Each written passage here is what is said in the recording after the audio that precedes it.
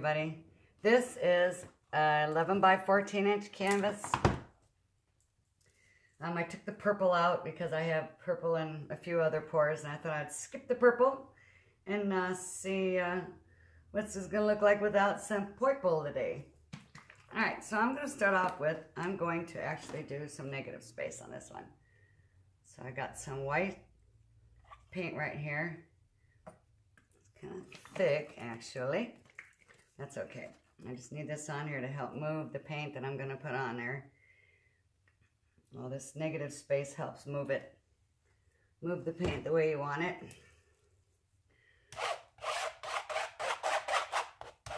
Spread it around the comb so I can get the stuff in the middle so it's not so thick.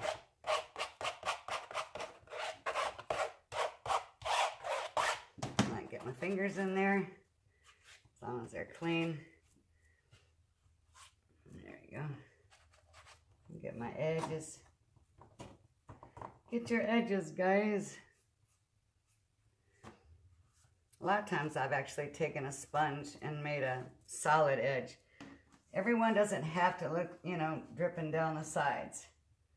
It's just a cool look, but, you know, you gotta think like every single pour you have or every single painting you have just drips down the side. Maybe sometimes you want a nice black border. I've taken a black border where I've actually painted the ends like this all the way around. Kind of like that with black with a fan brush. And it looks like a three-dimensional painting, like you're painting inside another world or something. It's kind of cool.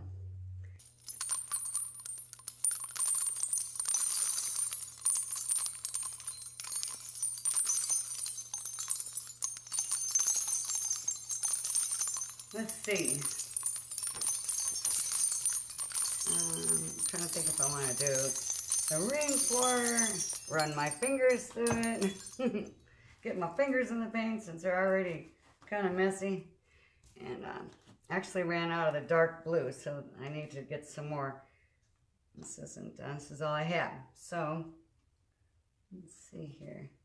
Let me mix this up a little bit. This color here. I do have the Floetrol in here, and that's about it.